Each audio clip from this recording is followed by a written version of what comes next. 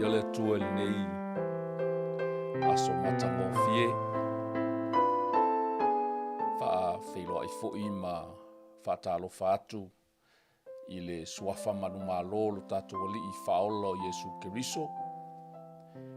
Tali tonu fo'i o ia lea ua mawhai ona ia tai saonga le mu mai lo tu soifua ma sau nei ola. Lea fo'i ua mawhai ai o ne tātou whailoa i lunga o le nei polo kalame. Ia e whātaunu i nā ai le tātou polo kalame ua whaingoa ina o le ngaluenga o le leinga mō tangatauma. Ia le atua e si o tātou te talo. Pa ia lava oe e mamalu lo suafa. E lea I lava se atua e tusama oe. Leanga o oe mai le amatanga se ia o I le ngataanga. O le atua siri ese lau fio. E le ai fo I se tū ma te te I lau pule. Awa ele ai se tu, ele ai se pulenga whaatasi ma oe. Whaaftai ma vi ia lo suafa I le nei tae au fou. Po le nei yaso matango fie ua e au mai.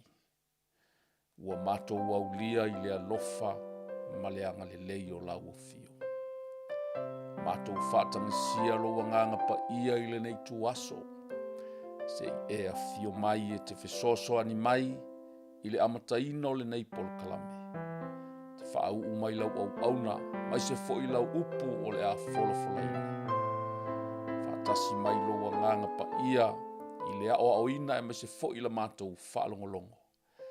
E ao auina I fo'i o mātou tangata. Tā pena ina ai o mātou wola whaaleanganga. Awale vala aua e vala auina ai I mātou. Whaaftai le atua I lau puipuinga I si o mātou watunu upele o Samoa. Whaafetai e te leo tu ulafoa ina lava o tangata. Ia fo iatu le vi inga ia te oe I le nei tae ao, se ia o lava I le whaavavau e whaavavau lava. Amen.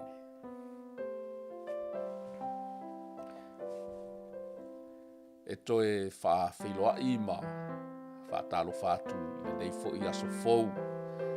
I le soso o ina pea o le tātou polo kalame māsani a stofi taitasi le ngaluenga o le leinga mō tangata uma. O a mai lau fō launga I le nei tu aso. Ia, tali tonu fo I le alofa ma le anga le lei o le atua. Le fo I wa tātou toi wheilo ai ia I lunga o peau ngalu o nei fo I festota inga whaona po nei. E whaawhiloa I ma whaata lofa loa ia tuai le pa ia ma le mamalu o seo tātou watunu mai lava I maunga te tele se ia o oina I whanau iti. Mālo le folau manuia, mālo le onusai ma le lava papale. Vi ia le atua I loutou soifua langi mama. O le vi inga lava lea tātou te whaafoi le atua I aso uma. Ia, o le whaawawina fo I le nei o le tātou polkalame, e mai se fo I le tātou tusi whaasolo o lo o tātou whaasolo solo ai pea, ia, le tusi o ngaluenga lau apostolo, e sa tātou ia I le nāwa yaso I le mata upu e lua sumaltasi, ia, o le ua tātou anga I mai le mata upu e lua sumalelua, e le o mawhai lava o na whaonga ina uma le tusi, a lo oto mai lava nei vaenga tā ua e mai se fo'i nei fe au whaamanatu, nei fe au tā ua, I lui tau fo'i mai lea mata upu ma lea mata upu. Ta tonu fo'i o se me ai whaaleanganga po se whaamalo si au fo'i e tā pena I nai pea lo tā sāfolau au tā folau ai le nei tausanga vi ia le atua. Ia, o le nawa yaso sa tātou iai le mta upe lua sufun malitasi ma whaulu tala ina ai tātou polo kalame ua e tā pena moro I tau o le nei soifuanga. Tali tonu fo I male mauti noa e le o asa lava le nei fo launga ma whita ma whaingatā o lu I tau fo I tātou te whaafsanga I le aso ma le aso. Le o le ngaluenga a le atua ia o le galuega lava o loo e fega iai ou tiu te mawhaiva, ia po ua asi atu fo'i le mai matigā i lou soifua ma lou ola. Ia o loo i tau ma lava ia e le o mavae pea ma lenei o langa o loo tatou ola ma soifua ai. Ai le manatu ma le talitonunga e le o tuulafo ina lava i tatou e le atua o loo faamamalu pea ona ao alofa. Ia lava o le atua e le tu le moe e le moe lava. Na te leo lo ulu fafo ma lo ulu fale. O le atua e malie ai o tatou manao i mea le lei uma. Amen. I ai le atua i nei tae ao. Tatou i ai le nava yaso i le tua inga o le apostolo Paulo i ana o onga. Mai se ua molia ina o ia e iutaia ma latou fai mai ua ia o ao ia iutaia inu ese ina ia lafoa'i le tulafono a Mose. Ua ia vavao fo i le peritomeina o whanau o se tasi o tū maanga a iutaia. Ai mai se fo i le whaleanga ina o le malumalu i lona au maia i te tonu o tangata ese. Disi o vaenga sa matua pulu nau pe sa matua ina iutaia. Ina ua toe fo'i mai le apostolo i lana galuega fa'atalai i lona tolu ia mafea gaia i loa o ia ma lu'i tau ma faigatā ia na tauau lava ina o'o ai le oti iā te ia. Vi ia le atua ae i le fa'ai'ui'uga o le mataupu e 28 sa ia talosaga atu ai a o iai o ia i sauaga ma puapuaga tetele ae maise fo'i le tau mawhai ato iutaia ina ia fasioti ia te ia.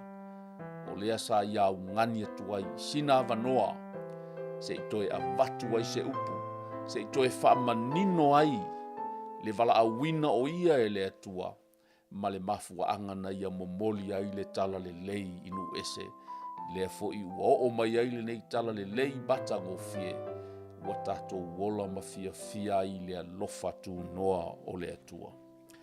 A ole nei aso ma le tatou polokalame ia ole nā ua taati atu fo'i le mamea ia se manatu autu o le tatou polokalame i le nei vai aso.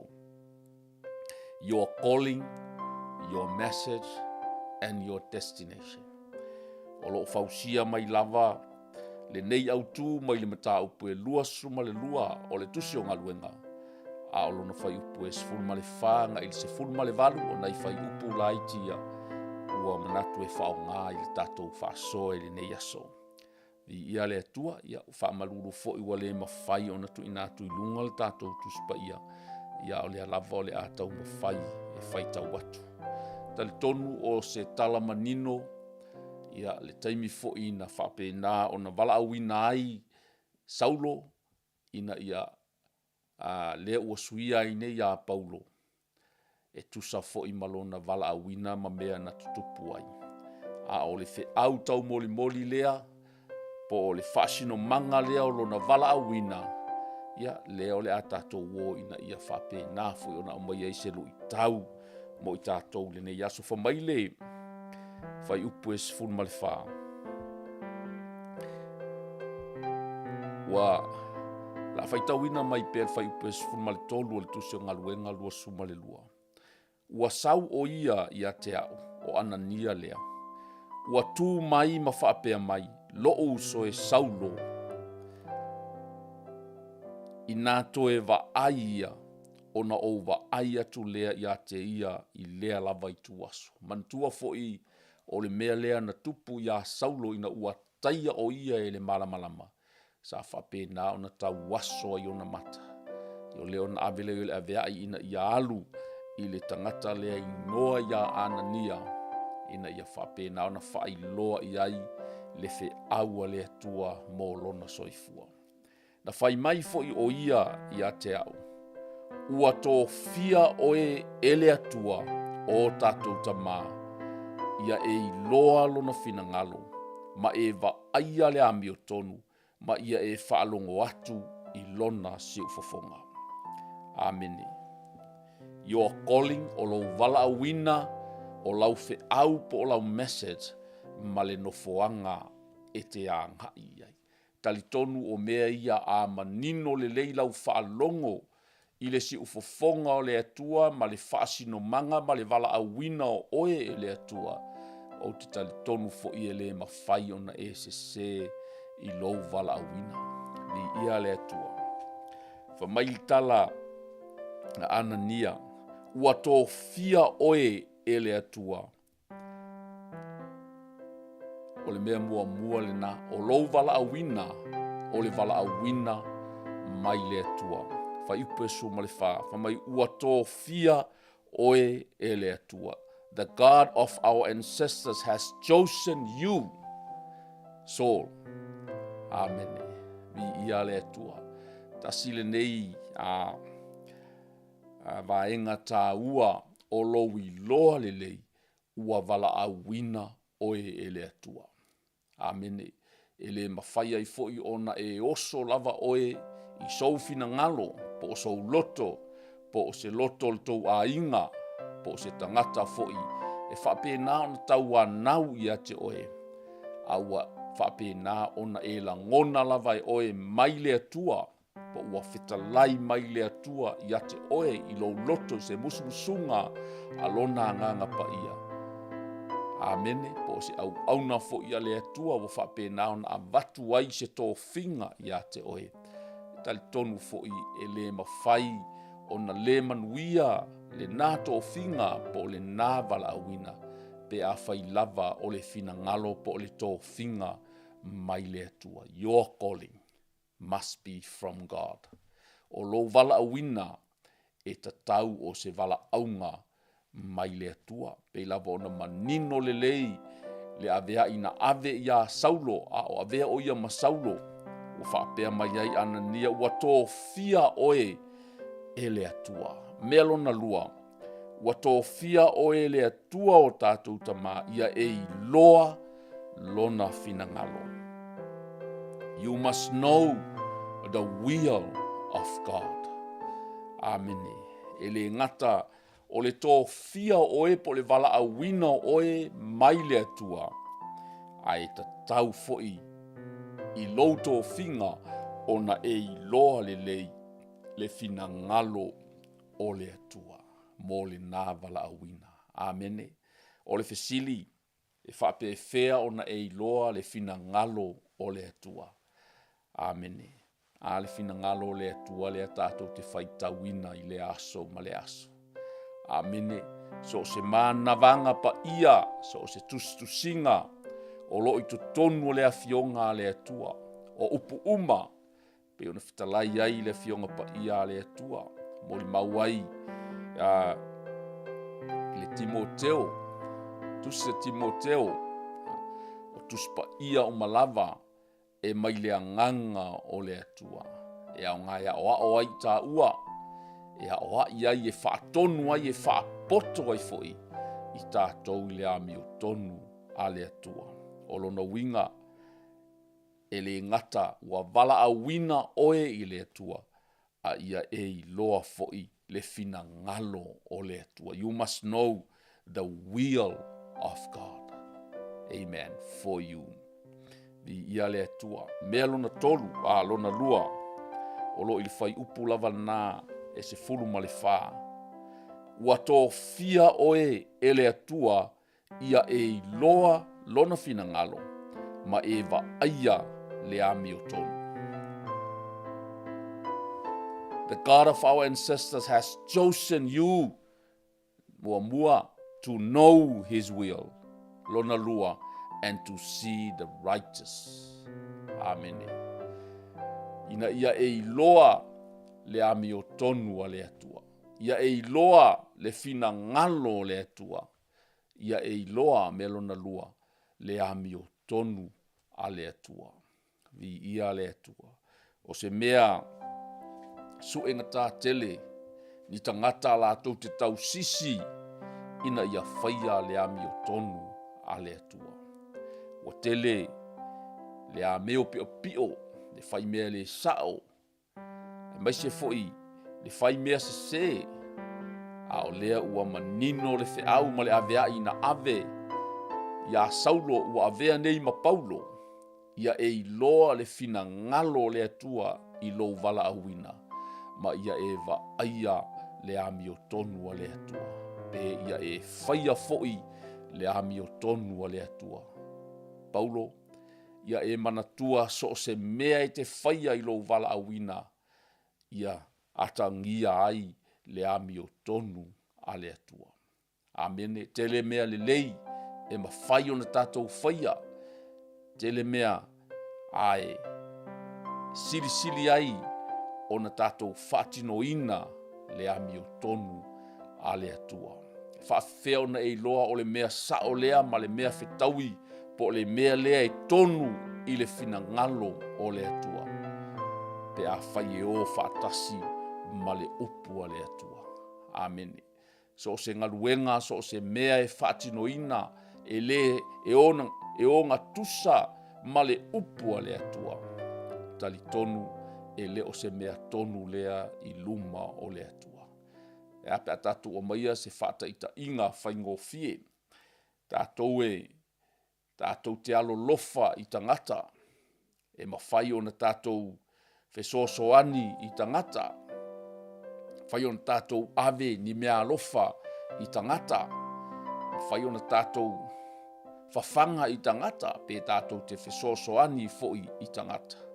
Ai a whai o le nā mea te whaasoa atu e le o se mea na maua mai i ni fua o aulawa lima po au ngaluenga. A whai o ni mea na e maua mai i ni awala palapala po ni awala le mama. Amene. E le leile ngaluenga o lo e whaia. O lo e soani ai i tangata mawhatia ma tangata pua ngatia po tangata mātitiva.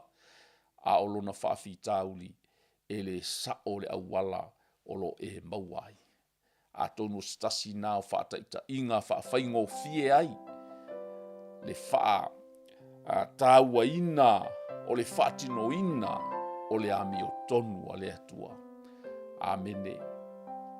E tele lava awala e mawhai ona e whai ai mea le lei ma mea e te whesosoani ai i lesi tangata ai a le tusa ma le upu le atua po le finagalo le atua. A tonu o le vaenga na e ta ua ai le nā whaatinonga e le ami o tonu. E le ami o tonu. Amene. Ta ua na le vaenga mua na tō fia ai o e Saulo ua avea ai o e ma Paulo e le atua ina ia e iloa le finagalo o le atua. A waa e malama i le finagalo o le atua tali tonu fo'i o mea uma e te vaaia ma e whaatinoina e whai le ami o tonu a le atua. Amene. Langa e sea e te malama i le upu a le atua. E te toanga e whai tau le finagalo o le atua. Amene. Le finagalo whaalia o le atua o lo tusia i tu tonu o lana upu po lana fionga pa ia. O inae mawhai ai ona e iloa le finagalo whaasino le atua i so se mea lava. E a o ai i tātou, e whaatonu ai i tātou, e whaapoto ai i tātou i le ami o tonu a le atua. Vi ia le atua amu. Ia stasi e nau lona loto ina ia whaia pea le ami o tonu a le atua. Vi ia le atua male mea muli o le whaatonunga po le wheau na ave ia Paulo. Ua tō fia oe le atua. Ia e iloa lona finagalo, mua, lona lua. Ia e vaaia pe te whaia le ami o tonu a le atua. Lona tolu, ma ia e whaalongo atu i lona si ufufonga. Amene. Ua tele leo, ua tele fautuanga, ua whelanulanoa i fo i manatu o tangata. Ke lafo inga ma manatu whaali o lea tangata ma lea tangata. E tau wau ina e le iloa ai po whea tonu le si ufofonga o lea tua mo lo valauina. Amene. Wa e whaalongo atu i lea i tū. Pesi mai le matangi i lea i tū. Angi mai le matangi i lea i tū. E tau wau na whaalua whesasi ai lau whaalongo. i le siu fofonga o le atua. Ai whamaile tala Anania i le nei au na ave o se urua i au lea na momoli e tā pena ai le apostolo Paulo i lona wala auina. Ua tō fia o e le atua. Ia e iloa le fina ngalo le atua. Ia e va aia le ami o tonua le atua. Ma ua ne ngalo ia te oe Paulo. Ia e whaalongo atu pea i le si ufofonga o le atua. Amene. O le ale awala e mawhai ona e la ngona ina ai le si ufofonga o le atua. E te le ta whao. Ma whape nauna e whea lua i solo. A e te fia whaalongo i le si ufofonga o le atua. Amene. Te taulavono iei sou taimi panga noa. E te nofo ai ma e whaalongo i lau tamā. Vi ia le atua. I leila wase e se senga i le mafutanga a le tamā ma sona tali. Amene. E mawhai ona e la ngona le lei le si ufofonga o lau tamā. Pe a tele se taimi e te sao whai ai ona vai. Amene. E le whaangaloina le mafutanga lea. Manai o tātou tamā i taimi e talatala noa ai. Ma whaasoa ai. Ma au mai ai e le tamā whaatonunga. Mo le anga i luma o lota o langa yaso ia. Amene. Talitonu e whape nā foi. Le tūlanga i le tātou wāwhenga iai ma lo tātou tamā sili o lo i le langi. Le tamā sili o na vāwala lata ma i tātou i so se taimi. Tātou te anga i atu iai. Tātou te toa tutuli atu iai. Tātou te tatalo atu iai. Tātou te wala au atu iai. Ina ia whesoa ni mai. O ina fo i tātou te langona ina ailo na siu fofonga. Pe a iai so tātai mi pānga noa mai ia. Amene. Pi ia le atua. Pi ia le atua. O vaenga nā tā ua lava e tolu. O le vala awina o le apostolo Paulo. Na manino le lei le fe au na ave iai. Ma le vaenga muli. O le destination. Your calling, your message, and your destination. Le ua manino o le vala au le atua o le message. Ia e iloa le fina ngalo le atua Paulo. Awane i e so na alu. A te le iloa le fina ngalo o lau tamā. Aua e te so na alu Paulo. Ma la unga sa fe au. Wa e manatu i lau wa ai i tangata. Ma le situation o lo o iai. Le mea o le aha e alu iai. Aua ne e la unga fuafua. Lau la unga i lau wa ai atu i tangata. E mai se foi. Pe a whapea ia ngai mai i ate oe. A ia e iloa le fina ngalo o le atua. Paulo aua ne i. Vavai ese. Aua ne i alu ese. Le fe au. Ona o puapua ngae o mai i ate oe. Ona e liliua i lea mawhai le mea e le tonu i luma o le silafanga a le atua.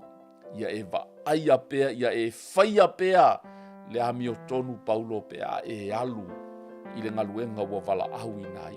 Paulo tautua nā, ia e whaalongo le leile si ufofonga o le atua. Ia iai sou taimi e te nofo ai luma o le mamalu o le atua Paulo. Ma e whaalongo le leile si ufofonga fetalai o le atua mo lau ngaluenga. Vi ia le atua. Whamai le whai upu e. So o mai e whai upu e suma le 5.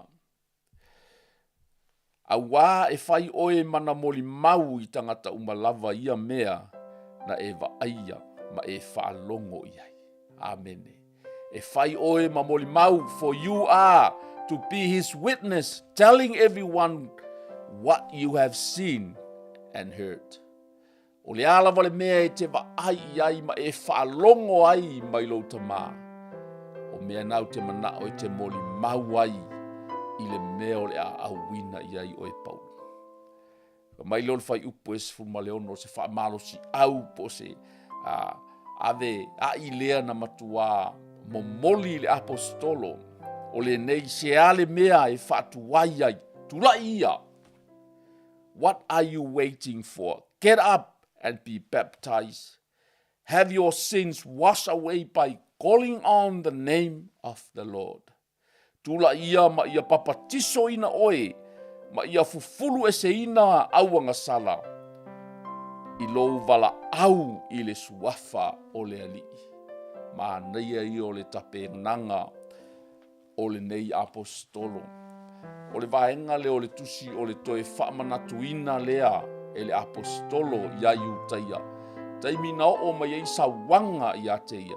Na ia talosanga i se avanoa se i toe whaamatala ai le whiau na mafu ai o na alu inu ese. Li ia le atua. O le whiau fo ina matua whaamalosi iai le atua. Ia Paulo ina ia tūlai loa ma whaanatinati ma alu loa e whataunu. Amene. I le tusi lava lea sa whaapena fo i ona toe talosanga atu Paulo. Ma toe tau mawhai Paulo e whaamatala atu lona tangata tuai ma mea leanga uma sa ia whaia. E maise lona sa wā i le ekalesia. Ai whamai le aveai tūlai ia ma ia papatisoina oe ma ia fufulu ese ina wangasala. I lo wala au atu i le suafa o le alii. Amene. Di ia le atua.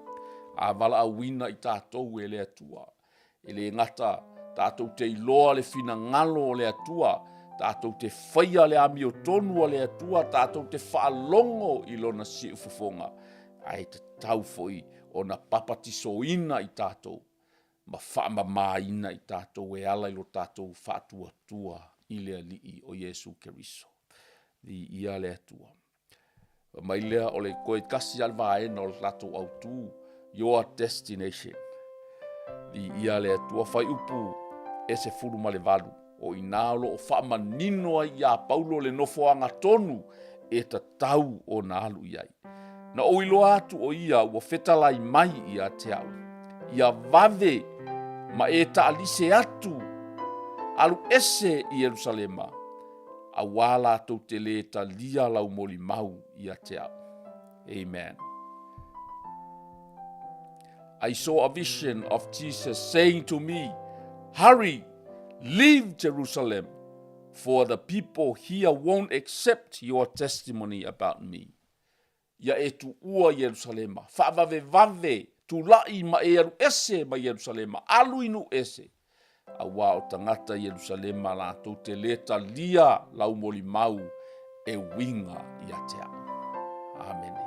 O le whiau lea na ave e le ali whaola ia Paulo le apostolo onu ese. O se veau fo ina whapena o na whanatinati.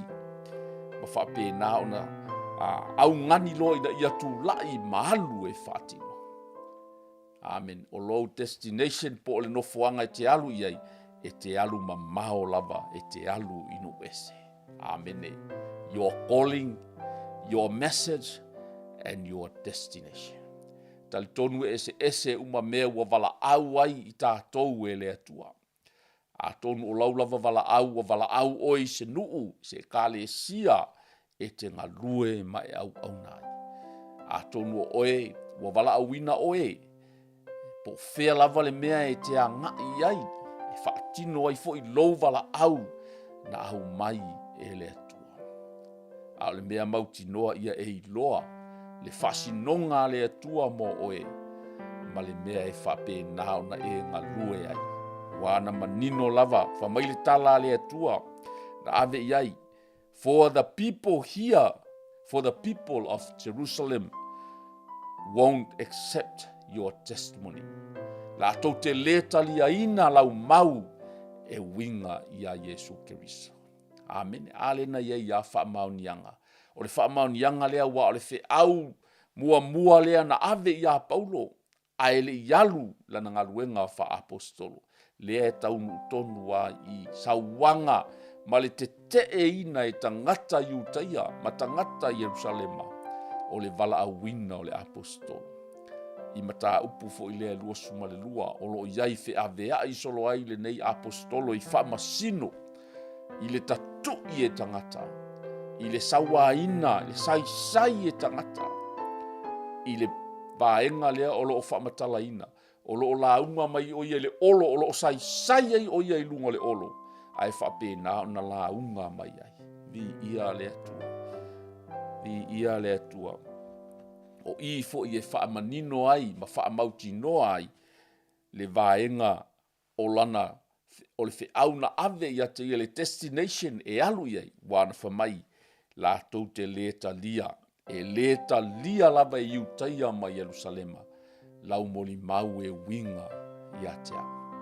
Le whiau lea na alu e momoli, na tali tolu, to atele tangata o nu ese, na whaatua tua ai ma papatisoina, ma whaola ina ai matalia I e tangata le whaola tanga.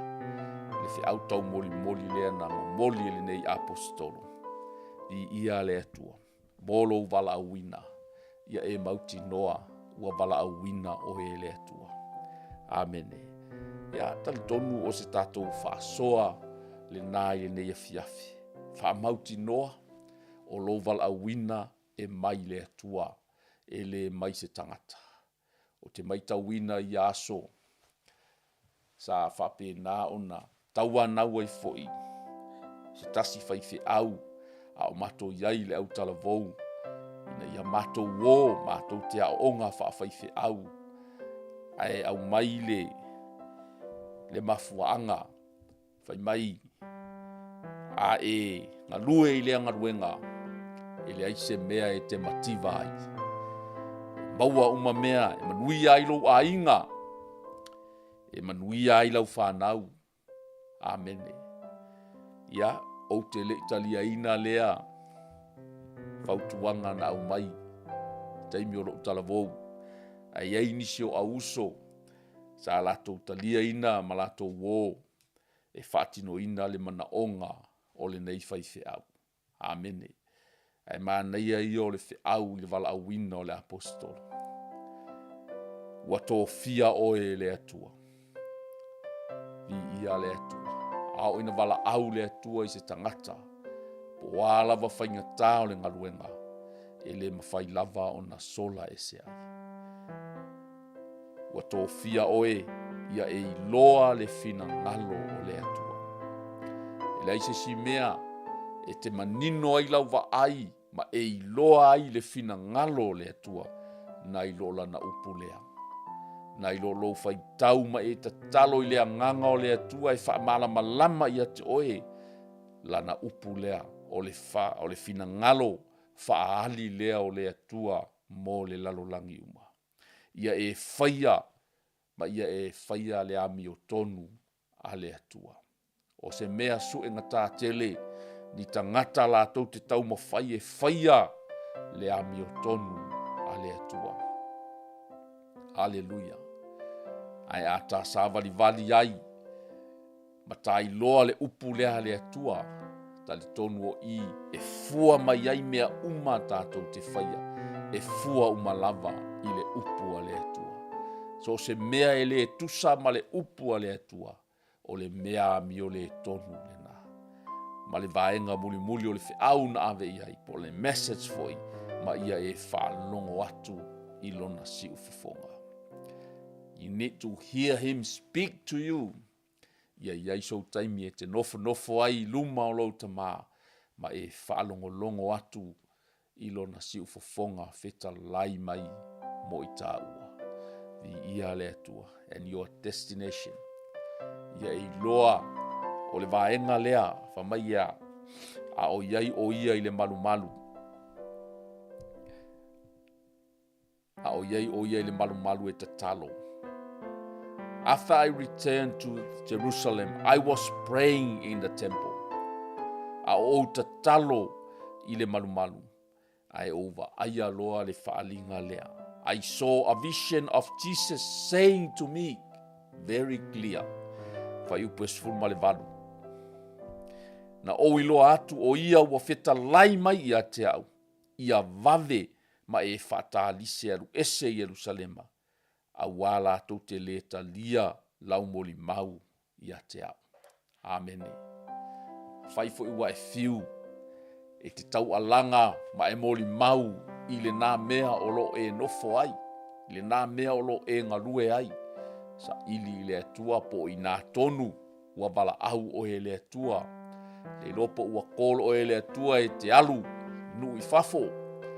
Ua kolo fo o ele atua e te alu se sino fuanga. Ai ua le fia whaalongo nā tangata ua wao ma ua nofo amu le tala le lei le nā nofoanga e te tau alanga I pea. A ua mana o mia se si nofoanga fau e whapena o na mana o mia e tangata le upua le atua. Amene. Tali tonu ele o le fia whaalongo tangata ia a ua whaolaina umafo I tangata o le nā nofoanga o lo e pese ai pea I asu sa uma. Aua mana o mia se si destination fou se si nofoanga fou o lo o fia mana o mia ai le vaiola. Amene o lo fia mana o mia ai e tangata le fisosoani. Amene a tonu ele o tonu o le farisa a o lunga o le awal tele so se mea o lo fetangisi ai tangata le fia ola. Amene le fia maua o se fisosoani fia maua o se laveai fia maua le fao le tanga. Amen. Elo se lu itau ua lea mo itau.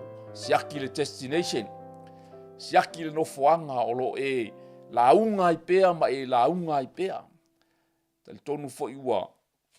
Whape nā fo I ona le fia whaalongo tangata. Ua whapea fo I tangata se ua pasi a fo I. Whaalongo so fo I le nā fe au. O leu mato whaolaina. Ai māneia pa e a ngai atu I Papua. Māneia pa e a ngai atu I all Middle East. Mana ia pe a ngai atu I oi. Ia po I nei fo I lau apoliki I nei Australia. Ia po lunga fo I mga ala lai nofo ai nei tangata ele I whaalongo lava ia Yesu. Ia elo se lu I tauna. O le mea o le avea I whamai. Hurry up. Hurry up. Leave Jerusalem. Ia tu Jerusalem ai alu. Alu mamao inu ese. O ina ua o wala awina o e te alu iai. Amene. Ia o se lu I tau fo I mo I tā ua. I le tanga luenga fola. Ua le fia whaalongo fo I lau e kalesia. Ia o te manatu. Ua mana o le atua e toe sii se sino foanga. Don't feel comfortable. Ua te ua mawhana lava le nano foa o lo e nofo ai. Mana lava tangata lava nā yaso uma o lo e tala noa iai a ua whaolaina. Te masalo ua mana o mia. Seisi no foanga ele I whaolaina I tangata o lo fia whaalongo I tangata. I le sua malie o le upua le atua le nā e te fola. I ia le atua. Ia o te tali tonu o se fe au whaamalosi le nā. Ia ele o whaifu ona whaumaina le nei tusi wana ona nai whai upu. Your calling, your message, and your destination. Ia le atua. Ia e iloa le fina ngalo le atua. Ia e whaia le ami o tonu le atua. Ia e whaalongo I le siu fofonga o le atua. Ma ia e iloa le nofuanga ua mana o le atua e te angai atu iai. Ia le atua. Whamai le ale mea e te nofua iai. What are you waiting for? Get up and be baptized.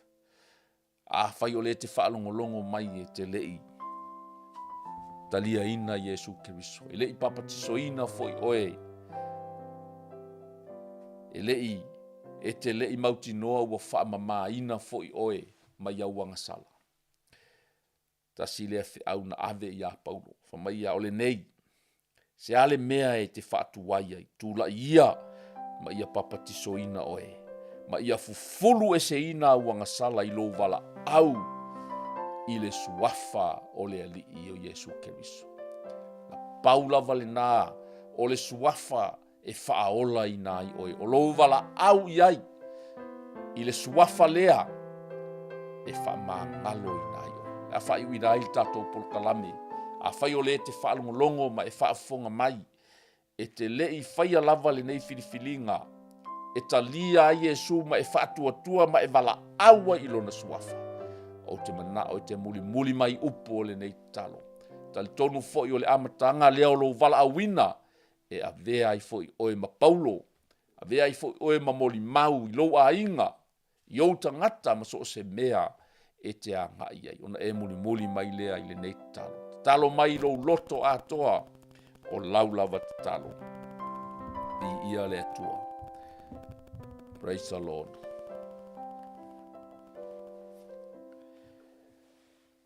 Le atua le tamā. Whaafitai ua o whaalongolongo i lau upu. Whaafitai le whiau whaamanatu. Ina ia o i loa lo finangalo. Ina ia o whaia lau ami o tonu. Ma ia o whaalongolongo atu i lo si ufufonga. Tamā whaamangalo mai a te au le tangata angasala. O te wala au atu ma le whaatua i lo suafa Yesu Keriso. O te mamā ngalo ai i lo totopa ia. Ta lia mai au i le nei aso. O te avea oe e whai mali i ma whaola i lo uolanga.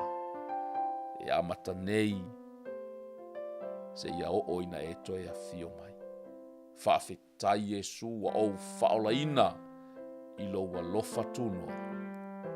Amen.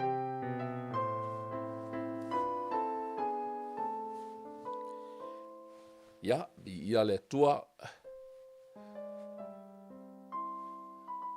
Talo foi wa whaftai tali tonu uanga le leile tua ma so ani mai se whiau whamalosi foi mo i tātou umalava ua tātou whanongolongo iai. Ia, anga le leile tua whamanui atu si watunu pele Samoa. Ai ai foi se leo wa pa o papa. Ia, whamangalo mai lauto au auna. Mo le taimi nei, ia.